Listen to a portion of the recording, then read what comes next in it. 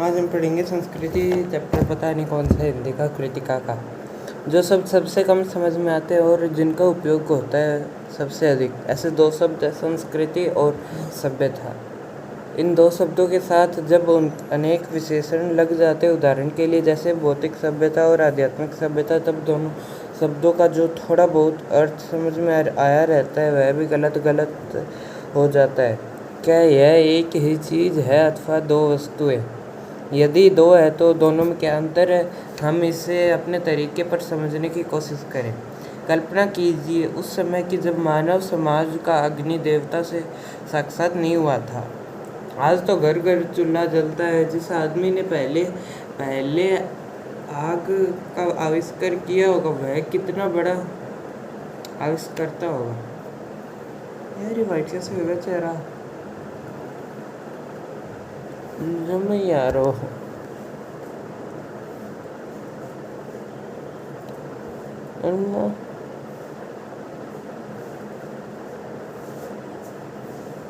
ISO speed भी तो है ब्लैक। वो बुद्धा ही लगता है लेकिन है तो फेमस। उसके वो देखो कुत्ती है।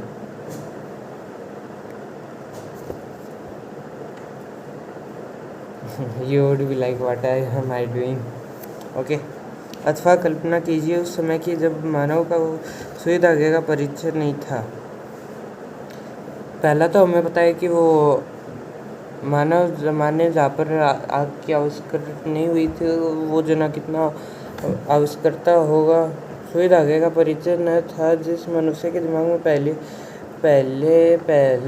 बात आई होगी कि लोहे के एक टुकड़े को घिसकर उसके एक सिरे को छेदकर और छेद में धागा पिरोकर कपड़े के दो टुकड़े एक साथ जोड़े जा सकते हैं, वह भी कितना बड़ा आविष्कर्ता रहा होगा।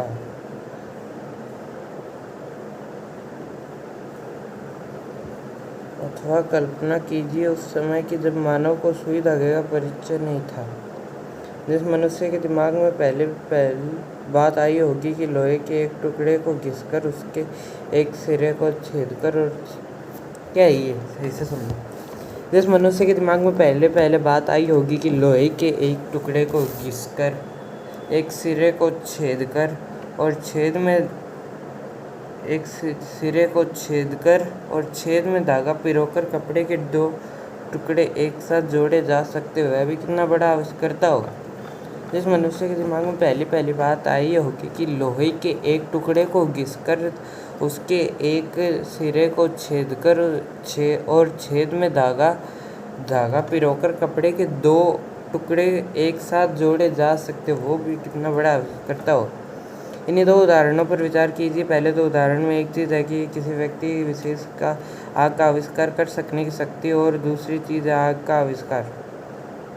इसी प्रकार दूसरे सुई धागे के उदाहरण में एक चीज़ है सुई धागे का आविष्कार कर सकने की शक्ति और दूसरी चीज़ है सुई धागे का आविष्कार। जिस योग्यता, प्रवृत्ति अथवा प्रेरणा के बल पर आग का व सुई धागे का आविष्कार हुआ है वह व्यक्ति विशेष की संस्कृति और उस संस्कृति द्वारा जो आविष्कार हुआ है, जो चीज़ उसने अपने तथा दूसरों के लिए आविष्कृत की है, उसका नाम है सभ्यता।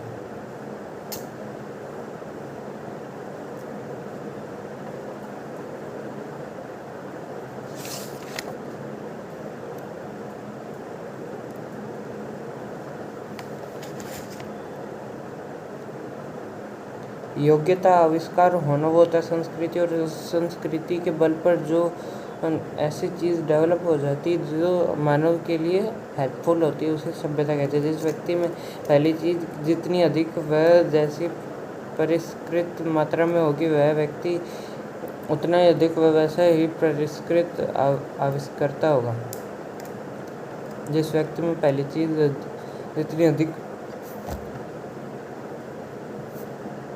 जिस व्यक्ति में पहली चीज़ जितनी अधिक होगी वह व्यक्ति उतना ही अधिक आविष्कार।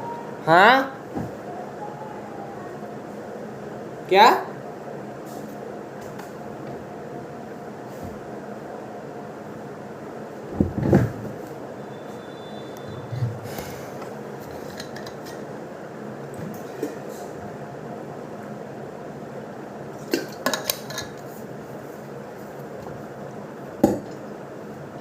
एक संस्कृत व्यक्ति किसी नई चीज़ को खोज करता है, किंतु उसका संतान को वह अपने पूर्वज से अनायास ही प्राप्त हो जाती है। जिस व्यक्ति की बुद्धि ने अथवा उसके विवेक ने किसी भी नए तथ्य का दर्शन किया, वह व्यक्ति वास्तविक संस्कृत व्यक्ति है, और उसकी संतान जिसे अपने पूर्वज से यह वस्तु अनायास ही प्राप्त हो गई, वह अपने पूर्वज की भांति सभ्य भले ही बन जाए, संस्कृत नहीं कहला सकता। एक आदर न्यूटन ने गुरुत्वाकर्षण के सिद्धांत का आविष्कार किया, वह संस्कृत मानव था। आज के युग का भौतिक विज्ञान का विद्यार्थी न्यूटन के गुरुत्वाकर्षण से तो परिचित है ही, लेकिन उसके साथ उसे और भी अनेक बातों का ज्ञान प्राप्त है जिनसे शायद न्यूटन अपरिचित ही रहा। ऐसा होने पर भी हम आज के भौतिक विज्ञान के विद्यार्थी को न्यूटन की अपेक्षा अधिक सभ्य भले ही कह सके, पर न्यूटन जितना संस्कृत नहीं कह सकते, क्योंकि न्यूटन ने सबसे पहले गुरुत्वाकर्षण का सिद्धांत दिया था। गुरुत्वाकर्षण का सिद्धांत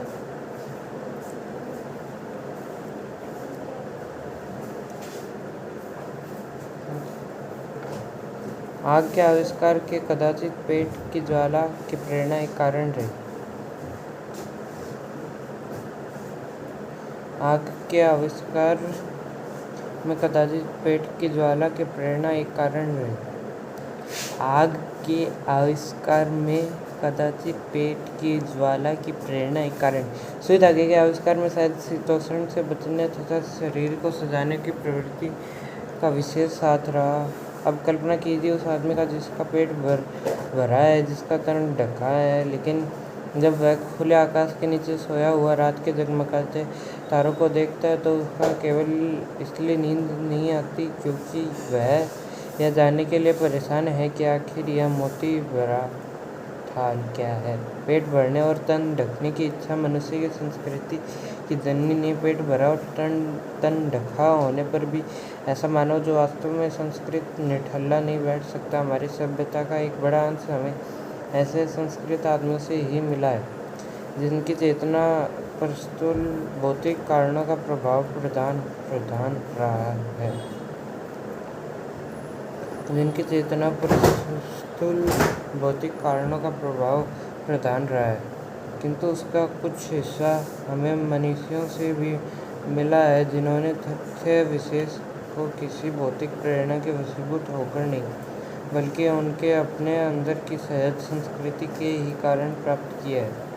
रात के तारों को देखकर न सो सकने वाला मनीषी हमारे आज के ज्ञान का ऐसे प्रथम पुरुष करता है। मनीषी क्या होता है? विद्वान, विचारशील। भौतिक प्रेरणा ज्ञानेप्सा क्या है? यह दो ही मानव संस्कृति के माता पिता है। ना दे सकता हूँ। अच्छा, दूसरे के मुंह में कोर डालने के लिए जो अपने मुंह का कोर छोड़ देता है उसको यह बात क्यों और कैसे सूझती है? रोगी बच्चे को सारी रात गोद में लिए जो माता बैठी रहती है वह आखिर ऐसा क्यों करती है? सुनते हैं कि रूस का भाग्य विधाता लेनिन अपनी डेस्क में रखे हुए डबल रोटी के सूखे टुकड़े स्वयं न खाकर दूसरों को खिला दिया करता था। वह आखिर ऐसा क्यों करता था? संसार के मजदूरों को उसकी देखने का स्वप्न देखते हुए कार्ल मार्क्स ने अपना सारा जीवन दुख में बिता दिया। और इन सब से बढ़कर आज से 2500 वर्ष पूर्व सिद्धार्थ ने अपना घर केवल इसलिए त्याग कर दिया था कि किसी तरह तृष्णा के वशीभूत लड़ती कटती मानवता सुख से रह सके। हमारी समझ में मानव संस्कृति की जो योग्यता आग व सुई धागे का आविष्कार कराती है वह भी संस्कृति है, जो योग्यता तारों की जानकारी कराती है वह भी है। दोबारा पढ़ते हैं। हमारी समझ में मानव संस्कृति की जो योग्यता आग व सुई धागे का आविष्कार कराती है वह भी संस्कृति है, जो योग्यता तारों को जानकर कराती है।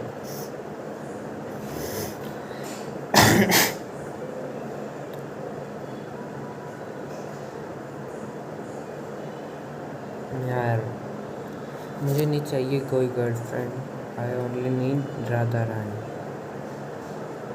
जय राधा रानी, जय राधा रानी, जय। और सभ्यता है संस्कृति का परिणाम। हमारे खाने पीने के तरीके, हमारे ओढ़ने पहनने के तरीके, हमारे गमनागमन के साधन, हमारे परस्पर कट मरने के तरीके, यह सब हमारी सभ्यता है।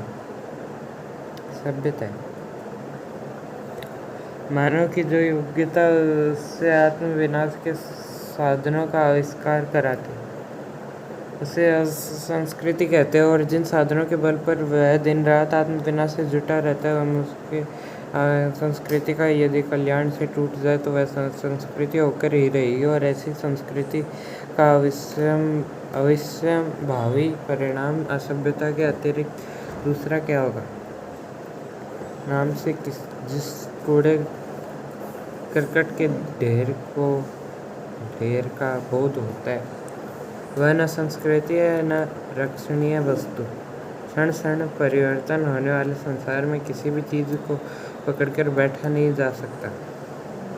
मानव ने जब जब प्रज्ञा और मैत्री भाव से किसी नए तथ्य का दर्शन किया है, तो उसने कोई वस्तु नहीं देखी है जिसकी रक्षा के लिए धर्मवियों की जरूरत है। लखनवी अंदाज बाद में या पहले एक कहानी है भी बाद में बाबत कहानी में इबादत संस्कृति का आई तो सही क्वेश्चन आंसर करे ही नहीं है।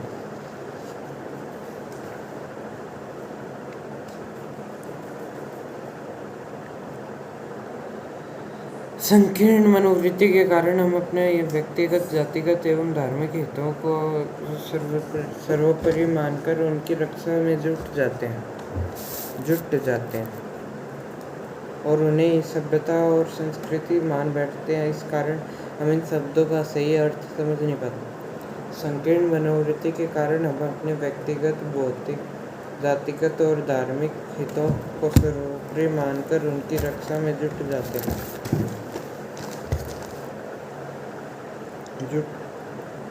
उन्हें सभ्यता और संस्कृति मान बैठते हैं। संकीर्ण मनोवृत्ति के कारण हम अपने व्यक्तिगत, जातिगत एवं धार्मिक हितों को भूलकर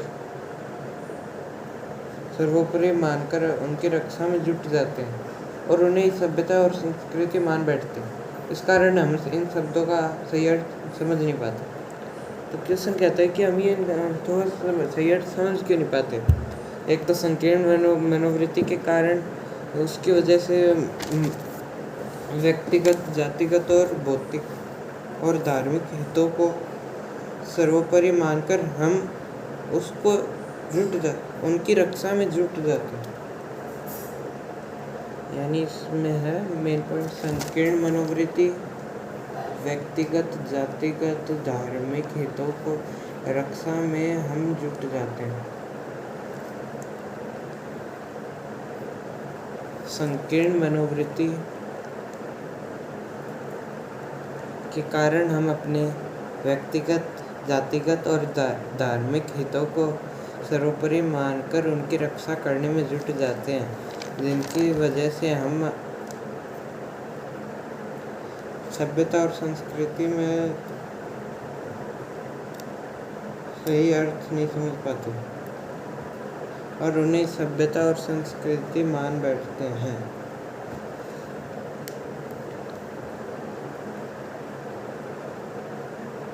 इन शब्दों के साथ भौतिक और आध्यात्मिक जुड़ जाने। भौतिक और आध्यात्मिक क्या जुड़ जाने?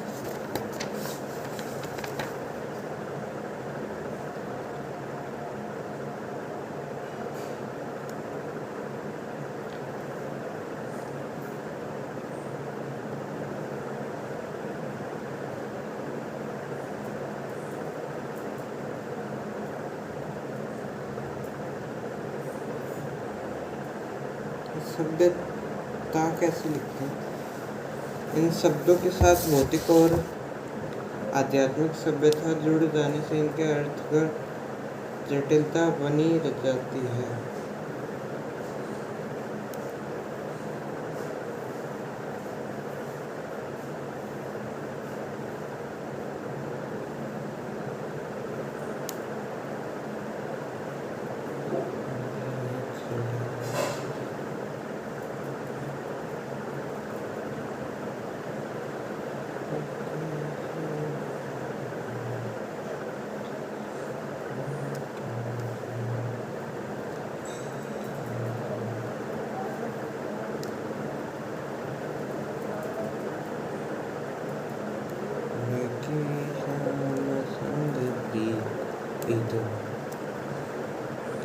भौतिक और आध्यात्मिक सभ्यता के साथ जुड़ जाने से इनके अर्थगत जटिलता बन जाती है।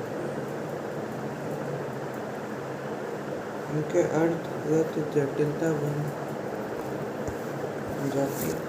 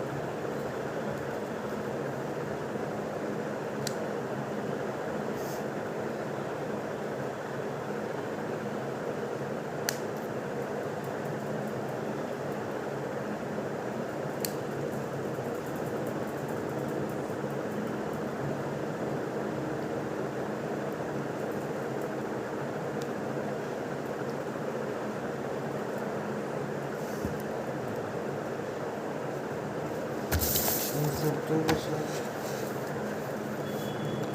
जमीन शब्दों के साथ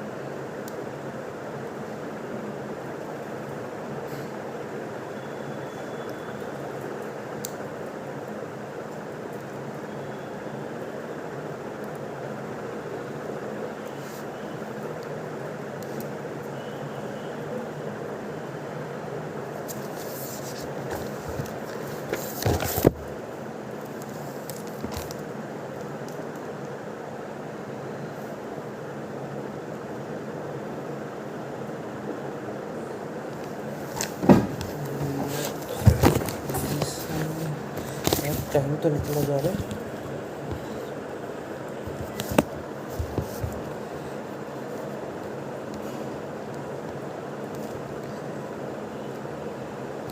जब इनके साथ अनेक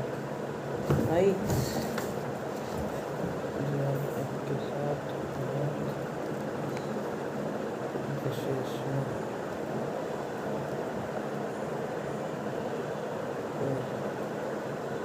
quieto.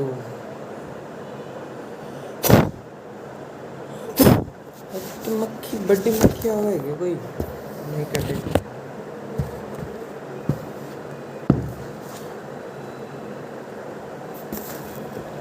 तो उनके साथ अनेक विशेष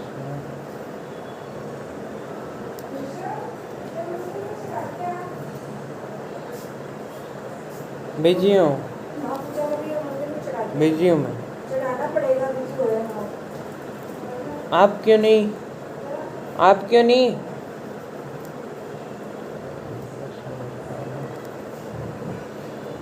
तो इनको समझ पाना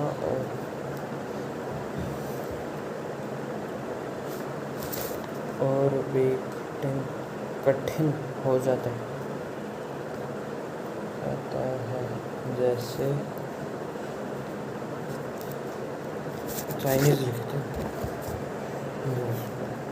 भौतिक सभ्यता और आध्यात्मिक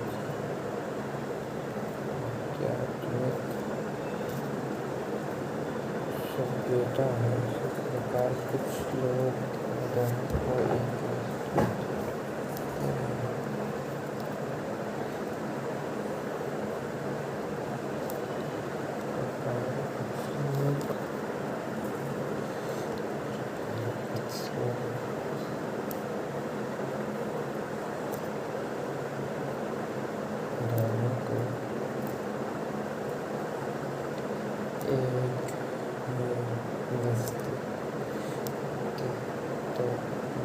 मेरी राधा रानी है, मेरी नव्या नहीं है, मेरी राधा रानी। मैसेज ही नहीं क्या स्नैपचैट पे?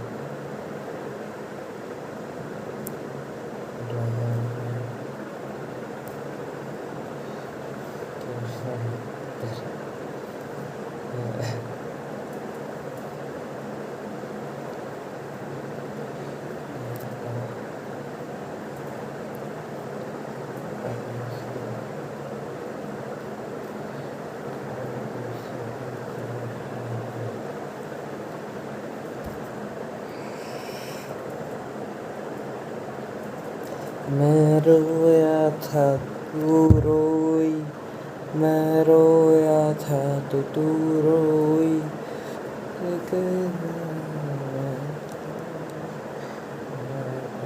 टल्ली हो करना चढ़ते, मैंने टल्ली हो करना चढ़।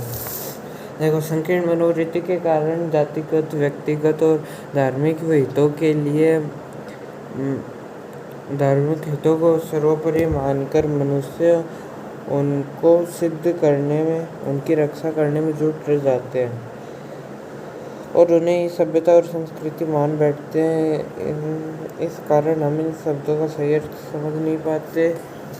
जब इनके साथ अनेक विशेषणों का प्रयोग किया जाता है, जैसे इसका समझ पाना और भी कठिन हो जाता है, जैसे कि भौतिक सभ्यता और आध्यात्मिक सभ्यता। इसी प्रकार कुछ लोग इन दोनों को एक ही वस्तु के दो नाम मानते रहे हैं। दोनों में क्या अंतर है, इसे समझने का कभी भी सही प्रयास नहीं हुआ।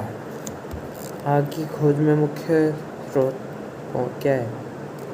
आग की खोज में मुख्य स्रोत क्या है? कुछ नहीं है।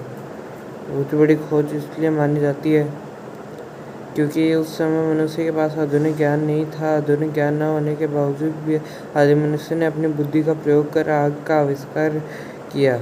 आज ऊर्जा का मुख्य साधन है। आग ऊर्जा का मुख्य साधन है। इस खोज के पीछे रही प्रेरणा के मुख्य स्रोत पेट की ज्वाला को शांत करना, अंधेरे में प्रकाश और ठंड में ताप रहे होंगे। ठंड में ताप और ठंड में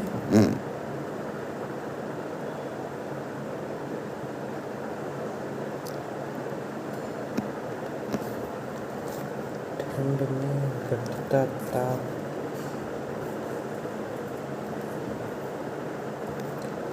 एक बड़ी खोज इसलिए मानी जाती क्योंकि ये उस समय मनुष्य के पास आधुनिक ज्ञान नहीं था। आधुनिक ज्ञान न होने के बावजूद भी आदि मनुष्य ने अपनी बुद्धि का प्रयोग कर आग का आविष्कार किया। आग ऊर्जा का मुख्य साधन है। इस खोज के पीछे रही प्रेरणा के मुख्य स्रोत पेट की ज्वाला को शांत करना, अंधेरे को प्रकाश और ठंड में घटता ताप रहे हों। उजाला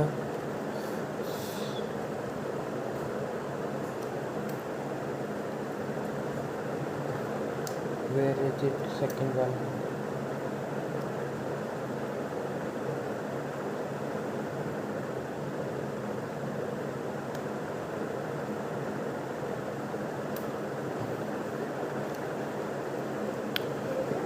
वास्तव में संस्कृत व्यक्ति वह है जो अपनी बुद्धि व विवेक से संसार के कल्याण के लिए किसी नए तथ्य का खोज किया हो।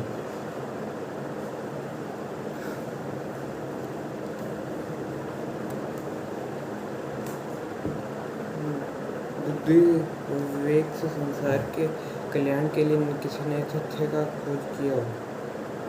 वास्तव में संस्कृत व्यक्ति पेट भरा होने पर भी निठल्ला नहीं बैठ सकता। निठल्ला और एक और वर्ड था, निठल्ला और खाली एक ही बात है।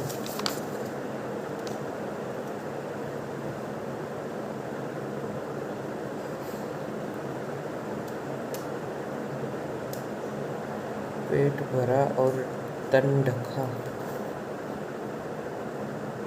भरा और तन ढका, और तन ढका होने पर ढका ढका। संस्कृत व्यक्ति पेट भरा और तन ढका होने पर भी संस्कृत व्यक्ति पेट भरा होने पर भी तथा तन ढका होने पर भी निठल्ला नहीं बैठ सकता। वास्तव में संस्कृत व्यक्ति वह जो अपनी योग्यता, बुद्धि व विवेक से संसार के कल्याण के लिए किसी नए तथ्य का खोज करता हो।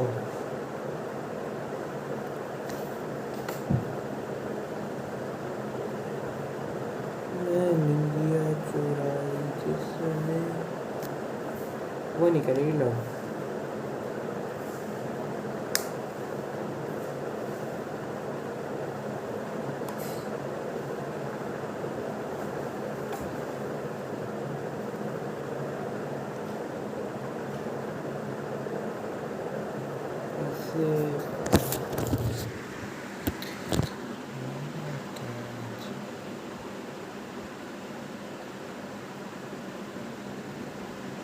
मेरी लगी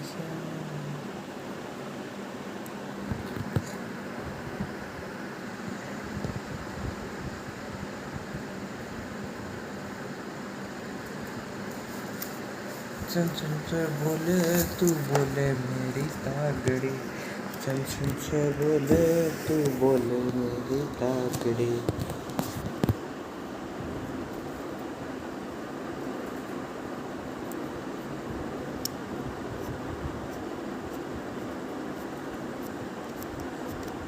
तो कौन सा है यार ये सुविधा का आविष्कार कब हुआ, कहाँ पर है?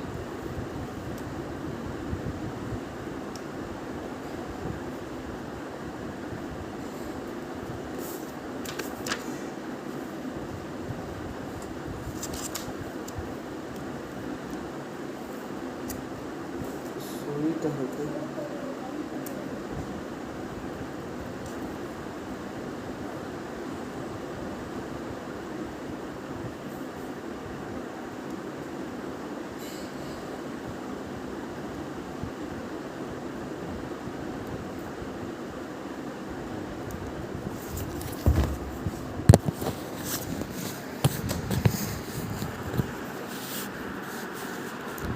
निंदिया चुराई किसने, यार भजन सुनते हैं।